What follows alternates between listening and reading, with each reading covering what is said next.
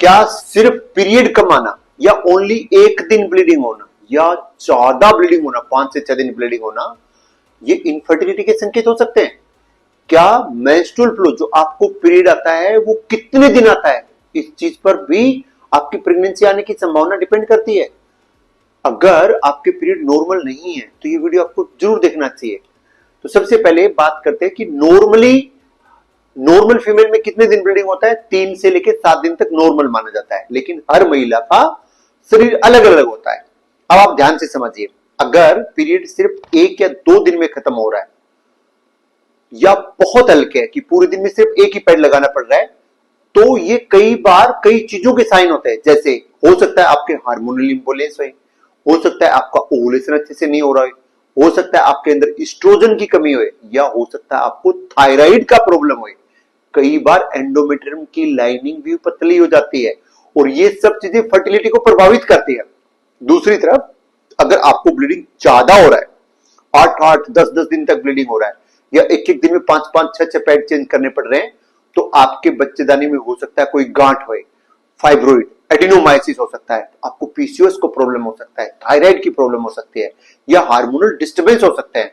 और कुछ केस में ज्यादा ब्लीडिंग से एनीमिया भी हो जाता है, खून की कमी हो जाती है, जो कि प्रेगनेंसी आने को प्रभावित करता है। और अभी जो मैं बात बता रहा हूं वो सबसे इंपॉर्टेंट है कि सिर्फ ड्यूरेशन ही इंपॉर्टेंट नहीं है कि कितने दिन ब्लीडिंग हो रहा है, बल्कि आपके साइकिल रेगुलर हैं या नहीं, ओवुलेशन हो रहा है या नहीं हो रहा है, ब्लीडिंग बहुत ज्यादा है या बहुत कम है, उसमें कितने क्लॉट पास हो रहे हैं, बहुत ज्यादा दर्द हो तो नहीं रहा है। इन सब चीजों को भी साथ में देखना पड़ता है। और ये वो पॉइंट है जो हर फीमेल को समझना चाहिए कि हर इरेगुलर पीरियड इनफर्टिलिटी नहीं होता और हर नॉर्मल दिखने वाला पीरियड भी नॉर्मल फर्टिलिटी की गारंटी नहीं देता है। पीरियड बार बार अगर इरेगुलर हो रहे हैं, बहुत कम या बहुत ज्यादा ब्लीडिंग हो रही है, प्रेगनेंसी डिले हो रही है, बहुत ज्यादा दर्द हो रहा है, या पीरियड के बीच में स्पॉटिंग हो रहा है, तो आपको अपनी जांच कराना जरूरी है।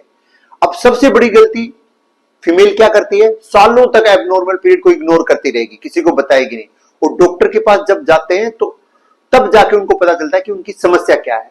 जबकि कई हार्मोनल प्रॉब्लम्स अगर स्टार्टिंग में ही पता चल जाए तो उनको आसानी से मैनेज किया जा सकता है एंड प्रेगनेंसी भी जल्दी आ सकती है।